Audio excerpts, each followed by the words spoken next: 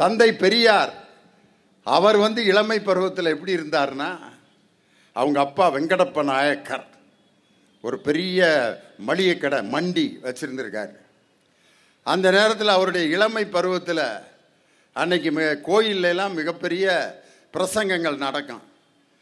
அப்போ கந்த புராணத்தை பற்றி ஒருத்தர் பேசிகிட்டு இருக்காரு மேடையில். முருகன் தன்னுடைய தந்தையாரிடம் கோபித்து கொண்டு மயிலின் முதுகில் ஏறி உலகத்தை சுற்றி வந்தான் அப்படின்னா பெரியார் பயலெல்லாம் கூப்பிட்டு, மயில் மேலே உட்காந்து ஒருத்தர் வந்திருக்காரு, உலகம் முழுவதும் மயிலில் உட்காந்து போயிருக்காரு, அந்த மயிலுக்கு முதுகு வலிக்காதாடா? கேட்டது யாரு? தந்தை பெரியார். அந்த நேரத்தில் அவருக்கு ஏற்பட்ட அந்த சிந்தனை இருக்கு பார்த்தீங்களா, அதுதான் பகுத்தறிவு.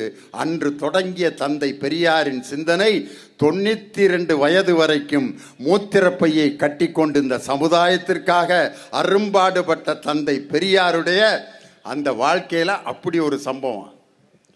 அவரு கூட பாருங்க, கல்யாணம் ஆகி வாழ்க்கையை வெறுத்து காசிக்கு போலான்ட்டு கிளம்பிட்டார் பெரியார். சாமியாரா போலாம்ட்டு தாடி கீடி வச்சுக்கிட்டு காசியில் போய் சோத்துக்கு இல்லாமல் பாடா பட்டுத்தனைக்கு காதில் கடுக்கான் எல்லாம் இருக்குது, அதெல்லாம் ஒருத்தர்கிட்ட கொடுத்துட்டு சும்மாவே போய் வேதனைப்பட்டு அங்கே வாழ முடியாமல் சாமியார் வாழ்க்கையெல்லாம் ஒன்றும் இல்லைடா வாடா அப்படின்ட்டு திரும்பி